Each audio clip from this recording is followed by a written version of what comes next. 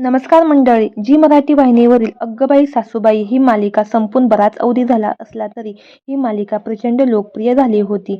मालिकेतील एक एक पात्र विशेष गाजले होते. जितकी आसावरी आणि अभिजितची जोडी प्रेक्षकांच्या पसंतीस उतरली होती तितकी शुभ्राही प्रभावी ठरली होते.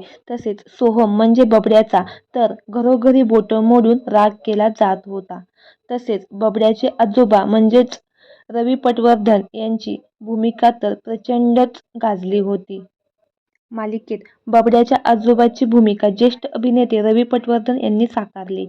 आजोबांची भूमिका काही भागातच लोकप्रियतेच्या शिखरावर जाऊन पोहोचली होती. मालिकेत जरी आजोबा आणि बबड्याचं पटत नसलं तरी त्यांच्या दोघांमध्ये खूपच बॉन्डिंग झालं होतं. त्यामुळे मालिकेदरम्यानच वयाच्या 83व्या वर्षी रवी पटवर्धन यांची प्राणज्योत मावळली. त्यांच्या निधनामुळे संपूर्ण सिनेसृष्टीवर मोठा दुःखाचा डोंगर कोसळला होता. त्यांच्या अशा अचानक जाण्याने चाहत्यांना देखील धक्का बसला होता. मालिकेतील सोहम म्हणजेच बबड्या याने याबाबत एक भावूक पोस्ट शेअर केली आहे. भारदस्त व्यक्तिमत्वाला शोभतील अशा झुपकेदार मिशा आणि आवाजातील खास जरब असे व्यक्तिमत्व असणारे दिग्गज ज्येष्ठ कलाकार म्हणजे आपले रवी पटवर्धन.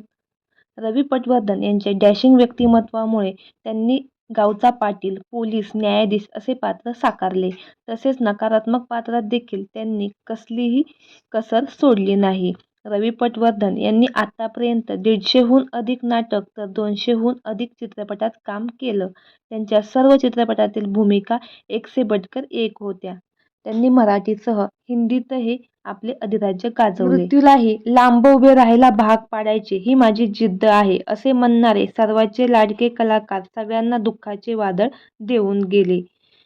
अग्गबाई सासूबाई ही मालिका त्यांची शेवटची मालिका ठरली. तर मंडळी, आपल्या सफरताऱ्यांच्या यूट्यूब चॅनेलद्वारे ज्येष्ठ दिवंगत अभिनेते रवी पटवर्धन यांना भावपूर्ण श्रद्धांजली. धन्यवाद.